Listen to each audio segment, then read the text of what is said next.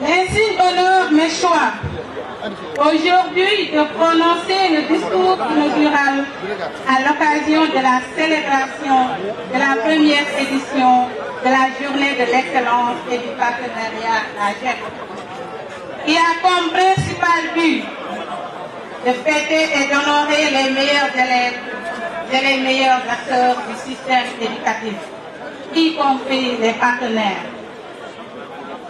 Qu'il me soit d'abord permis de présenter mes meilleurs vœux de santé, de paix, de réussite et de prospérité à toutes et à tous à l'occasion de cette nouvelle an 2017. Puisqu'elle répande la paix dans notre belle région naturelle de la Casamance et chez nos voisins de la Gambie. Mesdames, Mesdemoiselles, Messieurs, la solennité conférée à cet événement par les autorités administratives, scolaires du département de la région est telle que cette journée restera toujours gravée en lettres capitales dans la mémoire collective et particulièrement dans celle des élèves. C'est alors une occasion manifeste pour partager avec vous une réflexion sur l'excellence des filles à l'école. C'est une volonté du comité d'organisation de la GEP qui a placé cette journée sous le thème « L'excellence des filles à l'école, gage de développement de notre société ».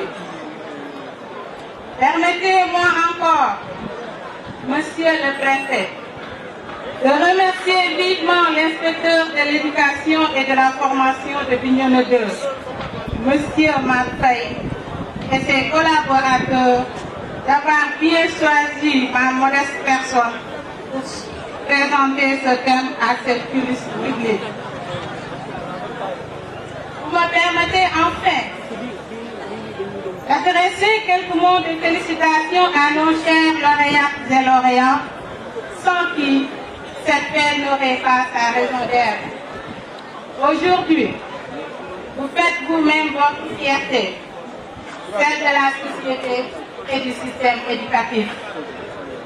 Vous portez en vous le drapeau de l'excellence, l'une des valeurs les plus convoitées. Développer la question de l'excellence des filles à l'école nécessite d'abord de se questionner sur la notion de l'excellence. Qui est excellent? Si on se réfère au dictionnaire de Petit Robert, est excellent, je cite, celui qui possède le maximum de qualités requises pour correspondre presque parfaitement à la représentation idéale de sa nature, de sa fonction, ou pour manifester une très nette supériorité par rapport à d'autres choses ou personnes du même type. Félicitations. Alors, nous soutenons que l'excellence est un goût à développer en soi-même, une quête permanente du progrès. Cette exigence ne peut se réaliser que par le dévouement, l'abnégation, le sacrifice au travail et surtout, vous élèves, la passion pour les études. Bref, l'excellence se cultive, s'acquiert par la recherche continue. Chers élèves, tâchez de développer en vous le goût du travail qui demeure un impératif pour relever le défi de la qualité de l'éducation du Sénégal. En cela, je vous invite à appliquer la fameuse citation de Jean de La Fontaine sur la moralité de l'excellence. Je cite, creusez, fouillez, pêchez, ne laissez nulle place où la main ne passe et repasse. Fin de citation. C'est de cet idéal que l'éducation des filles doit s'inspirer pour le développement de toute société. Mesdames, Mesdemoiselles, Messieurs, l'organisation de base de la société ancestrale, socle de notre éducation, est conçue autour de la femme, gardienne du temps, chargée de la transmission et de la perpétuation des valeurs sociétales. La femme, étant au centre de tout projet de développement, demeure une valeur sûre et incontestable. Dans le passé, pendant que l'homme s'occupait exclusivement d'activités liées à la chasse, à l'élevage et à l'agriculture, la femme, quant à elle, s'employait sans cesse de la quintessence de notre âme. N'est-ce pas là la noblesse et une suprématie du matriarcat? Aujourd'hui, dans un monde globalisé qui est devenu un village planétaire, dominé par les sciences et les nouvelles technologies, le confinement de la femme à des rôles sectaires n'est plus possible. Dès lors, la femme doit être informée et avertie des enjeux de la planète, d'où l'importance de son éducation. D'ailleurs, ne dit-on pas que, je cite, éduquer un homme, c'est éduquer une personne, et éduquer une femme, c'est éduquer une société. Face à ce défi, non seulement nous devons nous focaliser sur ce qui nous caractérise pour rester nous-mêmes, mais aussi être capable d'intégrer en nous la culture de l'excellence, car nous sommes l'excellence même. Sans être féministe, il me semble que la dextérité, la générosité, la perspicacité, l'ingéniosité, la tolérance, le calme et l'abnégation de la femme sénégalaise sont des atouts majeurs qui peuvent l'aider à devenir excellente. Cet idéal ne peut être atteint que par une synergie des actions de tous les acteurs du système éducatif.